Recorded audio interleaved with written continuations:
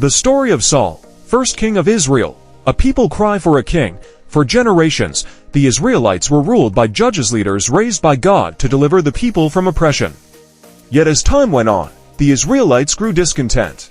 The surrounding nations had kings, and the Israelites wanted one too. The prophet Samuel, now old, had led them faithfully. But his sons were corrupt, and the people feared the future.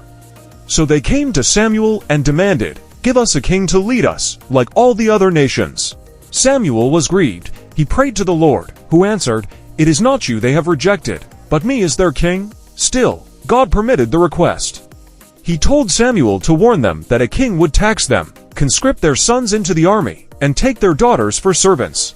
The people refused to relent. The anointing of Saul. Meanwhile, in the tribe of Benjamin, a wealthy man named Kish had a son named Saul, tall, strong, and striking in appearance, standing head and shoulders above his peers. One day, Kish's donkeys went missing, and he sent Saul and a servant to search for them.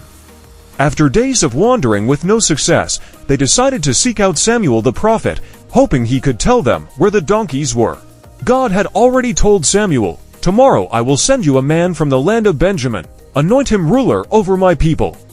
When Saul arrived, Samuel greeted him warmly, assuring him the donkeys had been found. But then, privately, Samuel poured oil on Saul's head and said, "Has not the Lord anointed you ruler over his inheritance?" Samuel gave Saul signs to confirm the anointing, including meeting prophets and being filled with the Spirit of God, so much so that Saul prophesied among them, astonishing everyone. The hidden king. Samuel later called the people together at Mizpah to publicly reveal their king. Through a dramatic casting of lots, the tribe of Benjamin was chosen, then the family of Kish, and finally, Saul. But Saul was nowhere to be found. He had hidden himself among the supplies, overwhelmed and afraid. When they brought him out, the people saw his towering frame and shouted, "Long live the king!" Early triumphs and leadership. Though Saul was reluctant, he quickly proved himself a capable leader. When the city of Jabesh-Gilead was besieged by the cruel Ammonites, Saul rallied Israel's tribes. With God's help, he led a swift and decisive victory. Samuel then reaffirmed Saul's kingship at Gilgal. But he also warned, if king and people alike obeyed God, all would go well. If not, disaster would follow, the rise of pride and disobedience. Time passed, and Saul's true character began to show. In a war against the Philistines, Saul grew impatient, waiting for Samuel to offer sacrifice. Though he was not a priest, Saul performed the sacrifice himself. When Samuel arrived, he rebuked Saul, "You have acted foolishly. Your kingdom will not endure.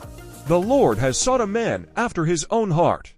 Later, Saul was commanded to utterly destroy the Amalekites and everything they owned. But Saul spared King Agag and the best livestock. When Samuel confronted him, Saul tried to justify his actions. But Samuel declared, "To obey is better than sacrifice.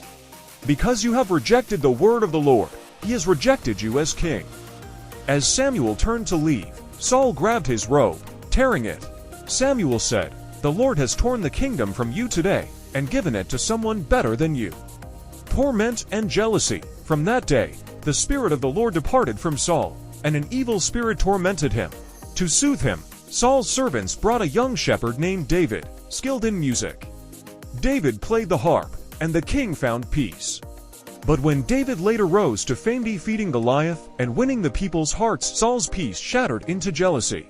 He heard them sing, "Saul has slain his thousands, and David his tens of thousands." Enraged, Saul saw David as a threat and tried multiple times to kill him. David fled into the wilderness, becoming a fugitive. Saul pursued him relentlessly. Twice, David had the chance to kill Saul, but spared his life, showing mercy and loyalty. Saul, momentarily remorseful, wept and acknowledged David's righteousness. The tragic end. In Saul's final battle against the Philistines on Mount Gilboa, the army of Israel was overwhelmed. Saul's sons, including Jonathan, his noble and beloved son, were slain. Wounded and fearing capture, Saul fell on his own sword and died. When David heard the news, he mourned deeply. Though Saul had hunted him, David remembered his former king with honor, lamenting how the mighty have fallen. Legacy. Saul's story is one of tragedy, a man with potential, chosen by God, but ultimately undone by disobedience, pride, and fear. He reminds readers that leadership requires not only strength and charisma, but faithfulness and humility before God.